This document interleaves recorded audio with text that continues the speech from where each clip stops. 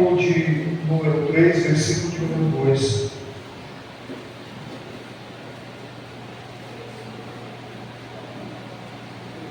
E logo em seguida, Marcos 16, versículo de número 15.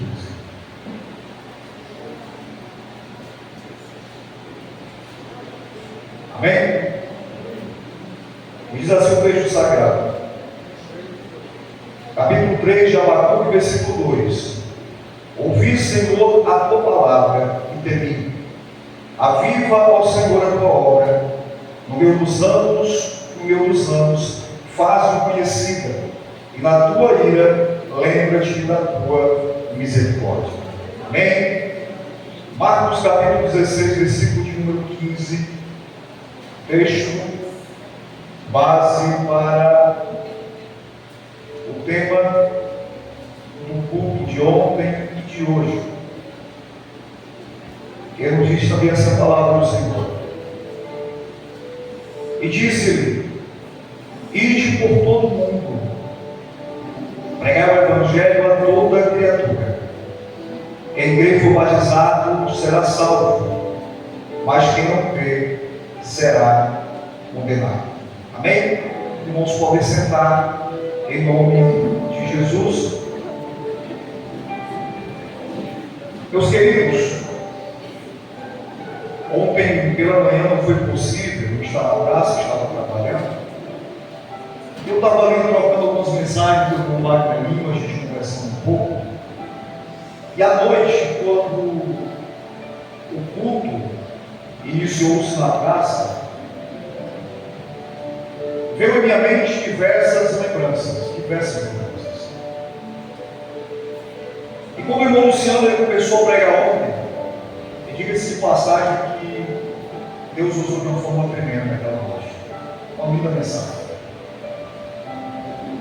E ele começou a falar sobre as sementes que nós plantamos ali em Mancoeiro. E quando ele começou a falar aquilo, veio um filme na minha mente, porque não foi só em Mancoeiro que nós plantamos uma semente.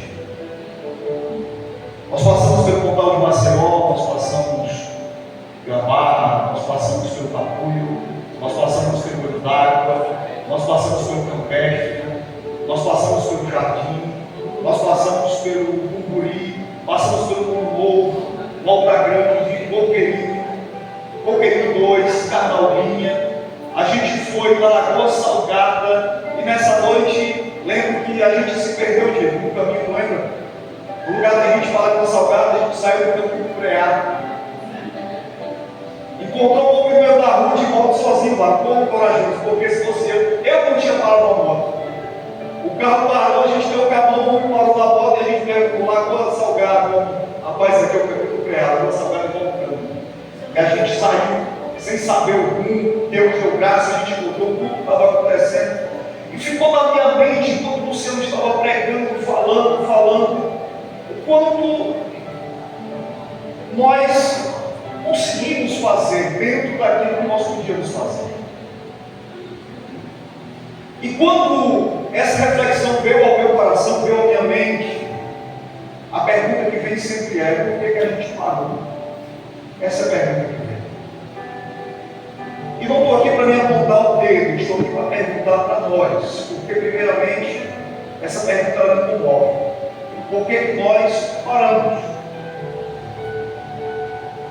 Não tem como explicar o porquê de ter parado com ocupações por causa de trabalho, porque sempre o mundo fez isso.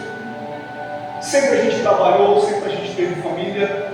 Eu me lembro que na época a Alana era de polo. E a gente ia no caminhão pau de arara.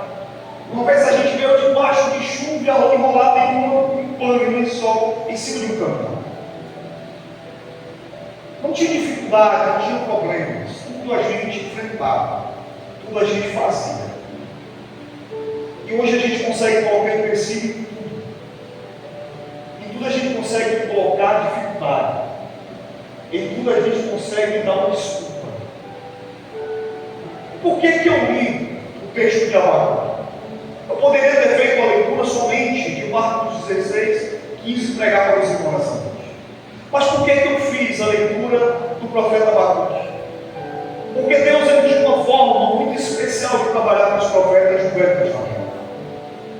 Deus fazia com que o profeta sentisse aquilo que ele estava sentindo, visse aquilo que ele estava vindo, para que ele viesse entender o sentimento de Deus naquele momento, mesmo de uma forma muito rasa, é claro. Mas no versículo de número 1 e 2 do profeta Abacuque, no capítulo de número 1, escute bem o que o texto diz: até quando, Senhor, clamarei eu, e tu não me escutarás? Gritar-te-ei violência e não salvarás. Versículo 3: por que razão me mostras a iniquidade e me fazes ver a opressão? Pois que a destruição e a violência estão diante de mim, havendo também quem suscite a contenda e o litígio. Voltando para o começo do versículo 3, quando o Abacuque diz: por que razão me mostras? É aqui, é um ponto importante. Deus não mostra para todo mundo a mesma situação. Deus não mostra para todos que estão aqui o que está acontecendo como um todo. Deus escolhe pessoas, algumas pessoas, para Ele mostrar algo que nem todos estão prontos para enxergar. A nação de Israel estava vivendo um declínio espiritual, moral e político. Só que para a nação tudo estava bem, meu pai. Para a nação tudo estava caminhando bem.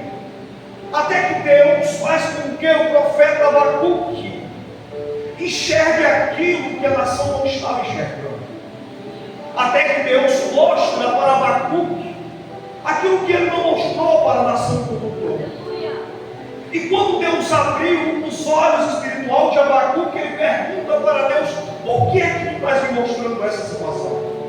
Por que é que tu estás me mostrando essa iniquidade, essa violência? Por que é que tu estás me mostrando isso? Aí fica um alerta para nós, irmão Fábio, que nem todos estão prontos para enxergar, mas sempre vai ter alguém para dizer que aquele que está enxergando de forma equivocada. Sempre vai ter alguém dizendo que está tudo bem, sempre vai ter alguém dizendo que está tudo tranquilo, sempre vai ter alguém dizendo que não precisa se preocupar.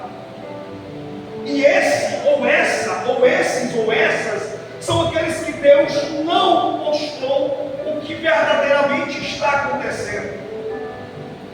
Israel não estava bem, mas para eles estavam bem. E Deus mostra para Abacuque, e Abacuque vê o quê? Vê uma situação em que Israel está morrendo espiritualmente, morrendo politicamente, e o moral de Israel está caindo cada dia mais, ao ponto de Abacuque clamar a Deus uma resposta. E como Deus vai responder para Abacuque, talvez não era essa a resposta que Abacuque estava esperando, porque Abacuque estava precisando ouvir de Deus algo do tipo: eu vou trabalhar, eu vou curar, eu vou resolver o problema desse jeito. Mas ao contrário, quando Deus resolve responder para Abacuque os questionamentos feitos por ele, Deus disse: eu vou levantar os caldeus e vou entregar a nação que eu amo, e vou entregar o meu povo, vou entregar os meus filhos, vou entregar a minha nação para ser castigada pelos caldeus. Quando Abacuque recebe essa notícia, ele fica perplexo. Como entender um Deus que ama uma nação e ao mesmo tempo é capaz de entregar para ser castigada pela nação estranha? É aqui que nós precisamos compreender que não é o título de povo de Deus que faz diferença na nossa vida. Não é o título ou o slogan de eu sou crente que faz diferença naquilo que eu tenho como ministério que faz diferença na minha vida.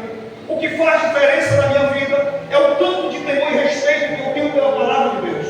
O que faz a diferença na minha vida é o quanto eu obedeço a palavra de Deus.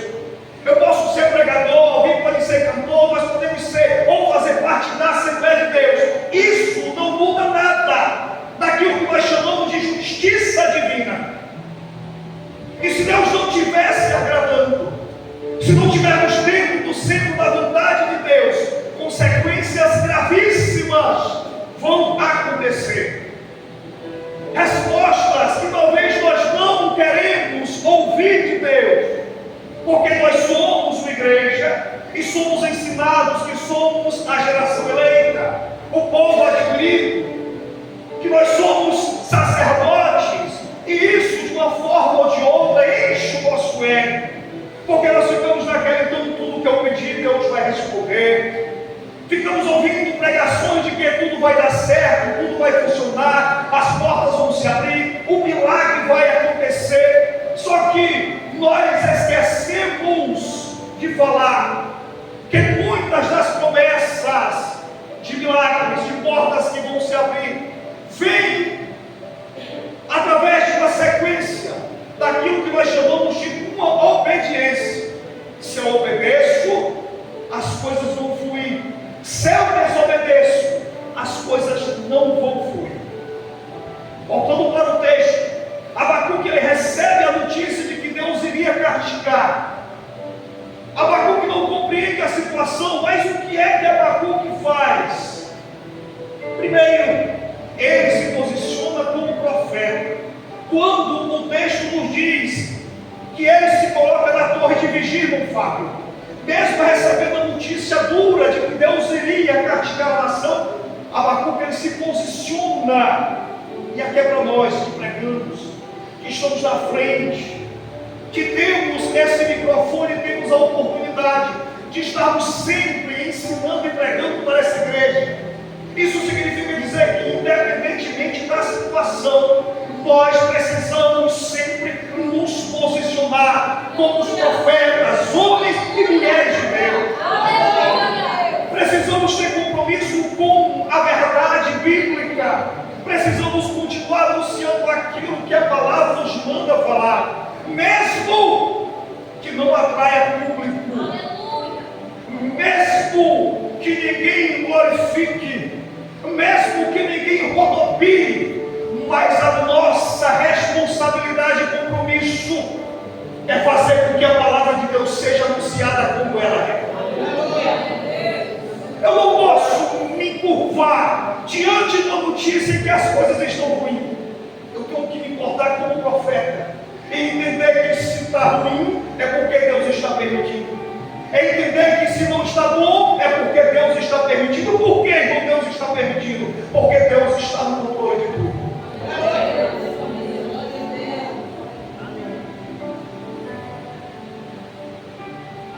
Aí Abacuque faz a oração, resumindo rapidamente. Quando Deus mostra tudo para ele, que ele se posiciona, Abacuque entendeu uma coisa. Existem momentos, irmão Wagner, que já dirigiu igreja, Fabiano, Augusto, que está aqui juntamente comigo, assim como eu, a gente sabe que existem momentos que é necessário a gente dar um grito para a igreja entender. É necessário a gente chamar a atenção da igreja para ela entender. Só que existem momentos que a gente também sabe que não adianta a gente gritar que não vai resolver. Existem momentos que a gente também sabe que não é chamando a atenção que vai resolver. E qual é esse momento? É o momento em que a visão espiritual de quem está na frente compreende e entende que precisa acontecer uma intervenção divina. Abacuque clama a Deus por um avivamento. E a palavra avivamento significa dizer: volta a fazer o que outrora tu fez. Abacuque não está pedindo para acontecer algo novo. Abacuque está pedindo: volta a fazer o que tu fez outrora. A palavra avivamento é volta a fazer alguma coisa, volta a fazer algo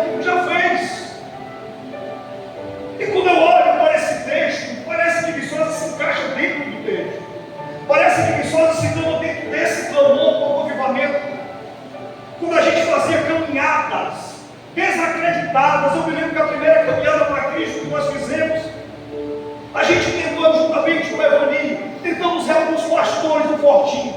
Foi uma negação. Não conseguimos reunir os pastores, todos intrigados um com o outro. Ninguém queria conversar com o outro, e a gente saiu cabisbaixo, meu Deus, e agora o que é que vai ser? Mesmo assim, colocando a cara a tapa, como diz o ditado popular, a gente chegou na praça do São Pedro, carro de som alugado, tudo pronto, o cantor já pronto, tudo. E eu fiquei naquela expectativa, meu Deus, e se não der certo? Parece a hora que a fé da gente abala. Aí chegou o pastor na época, e olhou para a gente e disse assim: ixi, negócio muito pouco. 4 gatos pingados. Aí ele olhou para mim e disse assim: Valdiano, faz o seguinte, estica aqui as filas, pelo menos para dar, parecer que tem mais gente. Pastor, mais desanimado que eu. Eu digo: Jesus. A gente começou, organizou a fila, botou para a fila aqui, esticou, e o som começou a tocar, irmão. Aí a gente começou, saiu ali na Praça do São Pedro, começou a descer na Avenida do Minibox. A gente ia descendo naquela pista e as pessoas iam adentrando na fila, igrejas, pastores adentrando. Quando a gente foi subindo a aldeia, que eu olhei para trás, a fila vinha lá na praça, que hoje a gente chama de areninha. A fila estava lá e a gente via aquela multidão. E a gente continuou. Quando a gente chegou na Praça do Acrefe, bem perto daquela curva que vai para o hospital, que eu olho para trás, é uma multidão imensa que vinha seguindo a gente. Quando a gente chega em frente ao mirante, de repente para o ônibus, com uns irmãos que vieram, sabe da onde? Lá na Lagoa dos Porcos, em Aracati. E quem lembra que um dia Fortinho Viçosa também foi para a Lagoa dos Porcos? Quem lembra que a gente foi participar de uma caminhada lá? Eu andei quase 1 quilômetro, gritando o nome de Jesus para Cajueiro e Barra, porque não tinha casa. Era um carro de som passando e a gente gritando para os cajueiros: Jesus abençoe. Não tinha nada, não tinha ninguém. Mas o irmão viu a gente participando, e um dia ele chegou, parou o olho, desceu um monte de crente. Vamos continuar a caminhada. E quando a gente chega na Viçosa, não tinha onde colocar ninguém. A multidão tomou de conta daquela praça de uma forma inexplicável. Aí eu pergunto: por que a gente não consegue fazer isso hoje? Teve outra oportunidade aqui, só a congregação de Viçosa estourou essa comunidade. A gente saiu pela Rua da Poeira, saiu descendo pelo Tanque Velho, que todo mundo ficava abismado: tanto crente é esse? É por isso que quando Abacuque ora, Viçosa se encaixa dentro, porque nós não estamos precisando de algo novo. Nós estamos precisando voltar a fazer o que a gente fazia. Nós precisamos sentir o que nós sentíamos. Nós precisamos ter desejo e sem fazer o que nós fazíamos. A gente marcou um momento aqui nesse lugar. A gente marcou vidas aqui nesse lugar. Pessoas foram tocadas e muitos que estão aqui ainda são resultados de um trabalho missionário. É por isso que eu entendo quando Abacuque diz: Senhor, aviva a tua obra. E no meio dos anos, lembra da tua misericórdia. Aí, terminando aqui rapidinho, a gente vai para o contexto. Marcos, capítulo 16, versículo 15.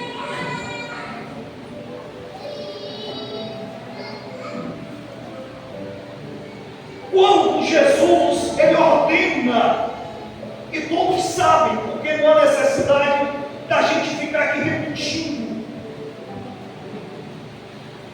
A gente sabe que nós estamos diante de um ide divino, um ide pregar o evangelho a toda criatura. Mas quando eu fiz a leitura de Abacuque capítulo 3, e quando a gente fala de avivamento, a primeira coisa que eu preciso entender: não existe missões, irmão Fábio, sem avivamento. Não existe ide sem avivamento. Se a gente precisa do evangelismo, primeiramente a gente precisa de um avivamento, porque o avivamento é o combustível que vai impulsionar esse ide acontecer. O avivamento é o fogo que vai fazer com que a chama, que no coração de muitos está adormecida, apagada,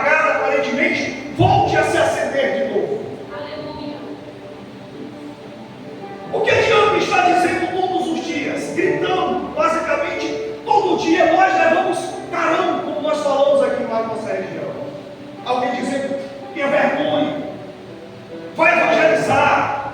Você é crente. Você precisa fazer o ir. Vai evangelizar. Mas você notaram que parece que isso não está fazendo efeito nenhum. A insensibilidade está tão grande que a gente escuta isso aqui. Sai. Sábado do evangelismo. O evangelismo fala. As mesmas pessoas. Meu departamento participa, estou mentindo. Meu próprio departamento vem, estou mentindo, Marta Lima. Por que isso acontece então? Porque nós estamos fazendo com que as pessoas participem de algo que nem elas mesmas estão entendendo. É o id obrigado. Quem foi que disse que id obrigado pega? Se eu não entender o chamado que queima no meu coração, se eu não estou dentro desse avivamento que arde no meu peito, como é que eu vou conseguir transmitir para outra pessoa aquilo que eu não estou sentindo? Como é que eu vou conseguir falar para alguém algo que eu não estou vivendo? Como é que eu vou conseguir chegar para alguém pregar sobre Jesus, se Jesus não está mais sendo prioridade na minha vida?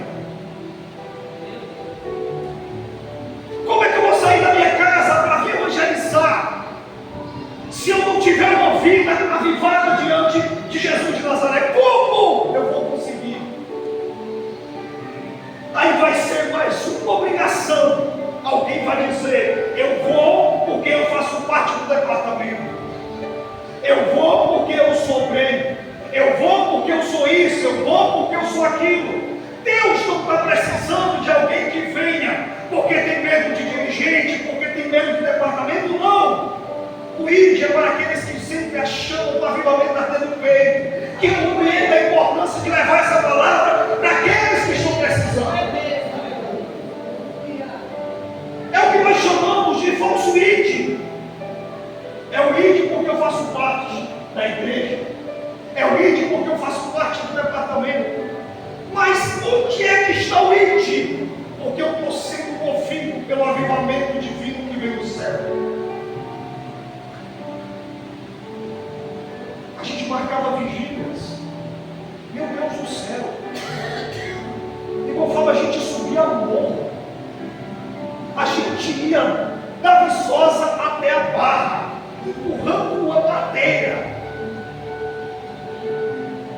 Subia a monte cansado para buscar a presença de Deus, com a intenção de ser cheio. A gente falava muito isso. A gente quer ser cheio, a gente quer ser cheio. E a gente chegava aqui de manhã, a consagração era diferente, o culto de domingo era diferente, o evangelismo era diferente. Por que tudo era diferente? Porque a intensidade que a gente buscava a Deus era diferente. A forma que a gente se entregava para Deus era diferente. A forma que a gente buscava a Deus era diferente. Esse dia minha esposa chamou minha atenção, me corrigiu. Por algo que a gente fazia, a gente para de fazer. Chamou minha atenção espiritualmente, porque a mulher de Deus, ela faz isso dentro da casa. Bloqueando tudo, fazia isso. Por que tu está fazendo mais?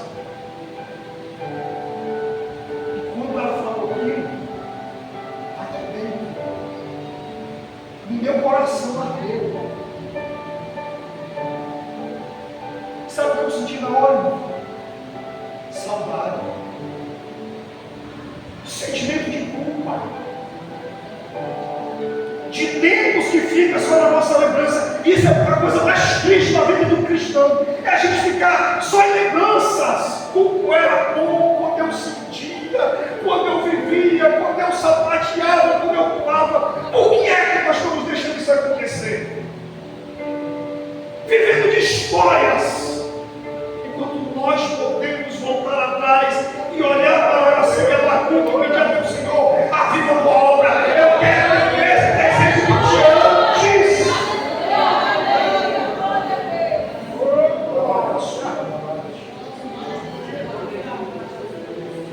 Eu quero ter a mesma vontade que eu tinha antes, irmão Ivanil.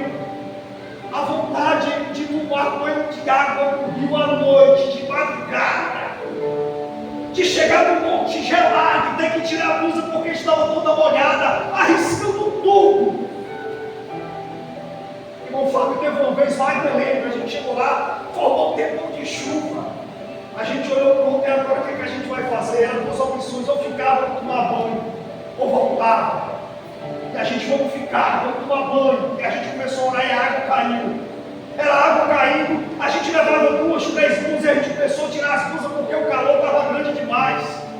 Era o fogo de Deus caindo junto com a água, ninguém sentia frio, ninguém sentia sono, nada. E a gente foi descendo aquele monte, a igreja do hino que vai e cantava monte, subindo, e a gente subia, descia monte. Era Jesus batizando, Jesus terminou de batizar 6, 7 jovens no monte. Era crente sendo renovado. Era coisa do céu.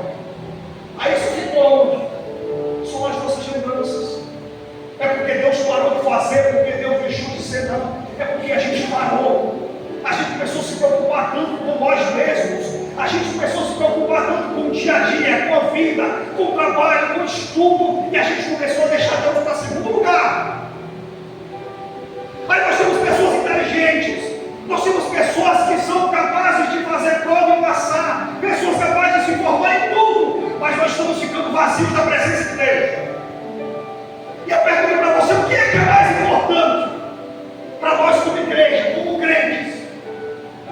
Eu não estou aqui dizendo que não é para estudar, eu não estou aqui dizendo isso. Eu estou dizendo que a prioridade vai fazer diferença na nossa vida.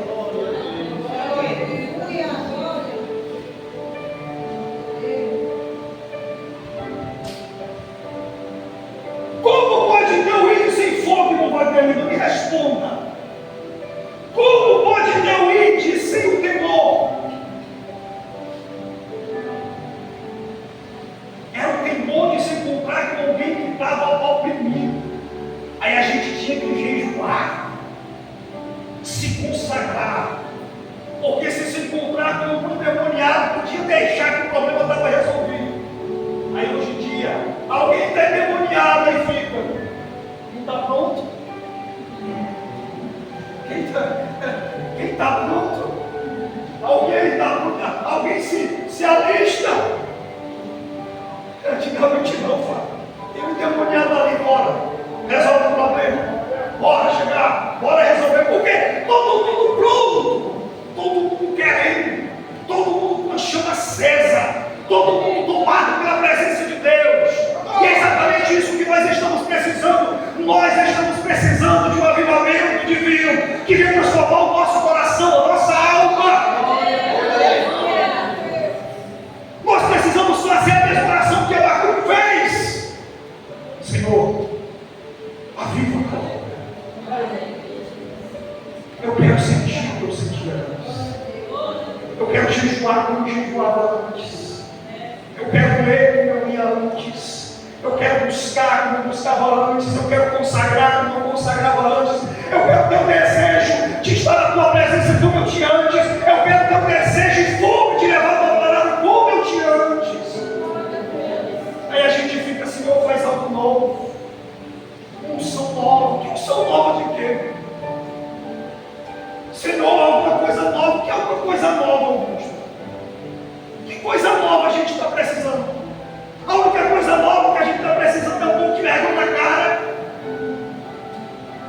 E entender que o nosso Deus, Ele continua querendo usar os homens e as mulheres. Que o nosso Deus continua querendo levantar profetas. Que o nosso Deus está mostrando para pessoas coisas diferentes. E que quando Deus mostrar, que não se levante aqueles dizendo que está tudo bem, porque não está. Não está tudo bem comigo.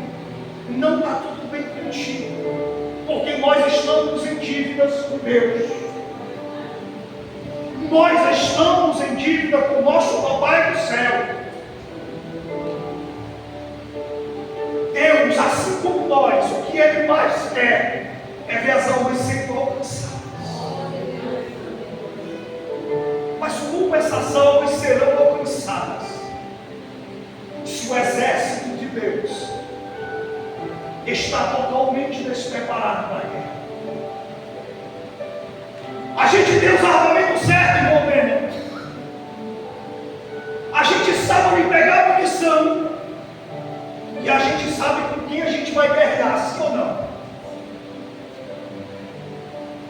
não quer as armas. A gente não quer buscar munição.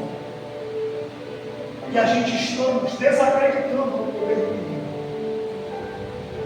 Enquanto muitos brincam de ser crente, Satanás continua matando, roubando, destruindo, muitas vezes, debaixo do nosso país.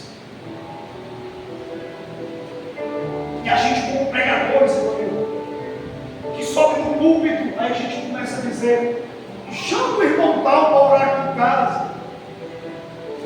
Se eu fosse você, tinha vergonha na cara. Chama o irmão tal, que é irmã da mulher de Deus. E você é o quê? Chama fulano, porque fulano é um homem de oração. Você deveria ser um homem de quê? Chama a mulher de Deus, que ela tem visão. Você também deveria ter visão. Mas o problema é que aquele que tem visão, aquele que ora, aquele que vai lá e faz a diferença, vai na casa dele ver o que ele está fazendo durante o dia. Ele está lendo, ele está buscando, ele está se entregando, ele está jejuando. Ele está pagando preço, buscando. E isso faz diferença na vida da pessoa. E a única coisa que eu peço a Deus essa noite, para você, para nós, é que o Senhor comece avivando a nossa alma, primeiramente nós, Jesus. Que nós comece me avivando, tirando de mim tudo aquilo que eu prego. Que nós comece me quebrando, tirando, lapidando, arrancando as cascas do velho homem. Porque eu não sei você, eu não sei você. Mas o culto em que a gente chora, em que a gente se alegra, é aquele culto que a gente começa a enxugar os olhos, que a gente não sabe por que é, a gente já passou por ele. Você começa a chorar e fala: o culto não é você divulga, mas chora. É aquele culto que você não entende o que está acontecendo. Você olha para um lado, ele fala de línguas, olha para o outro, é outro com mão para cima, e você diz assim: meu, por que é que eu estou chorando? E os olhos continuam lacrimejando. Eu tenho saudade de todo culto, essa presença ser sentida e visível. Nós estamos dando o nosso coração para ser cheio de amargura, para ser cheio de ódio, de sentimentos perversos. Aí a gente quer que Jesus salve, a gente quer que Jesus liberte, a gente quer que Jesus transforme, e por muitas vezes nem nós mesmos, que estamos na igreja há tantos anos, ainda não tivemos um encontro. Nem nós mesmos, que estamos na igreja há tantos anos, ainda não fomos transformados por Ele. Mas essa noite eu quero te fazer um convite, para quem tem coragem. Se não tiver coragem, sai do seu campo. Eu quero saber se nessa noite alguém tem coragem de repetir a oração de Abacuque. E se tiver, eu te desafio a sair do teu canto e vir aqui para frente e orar juntamente comigo. Se não tiver, fica aí em nome de Jesus. Mas se você quer voltar a ser a fazer o que você era antes de fazer antes, eu te desafio aqui na frente comigo. E moçada, eu vou precisar da